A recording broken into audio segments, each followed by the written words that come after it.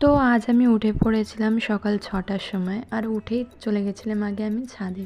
ছাদে গিয়ে দেখি চারিদিকে এত কুয়াশা। তো শীতকাল, কুয়াশা তো থাকবেই।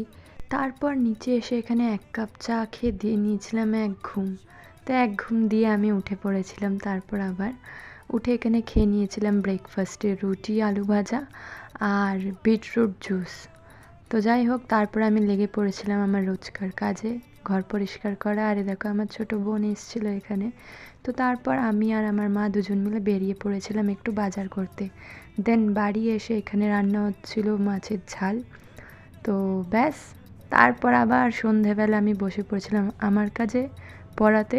আর তারপর আমি চলে গেছিলাম আমার দিদির বাড়ি। গিয়ে দেখি দিদি এখানে বানাচ্ছিল চাউমিন।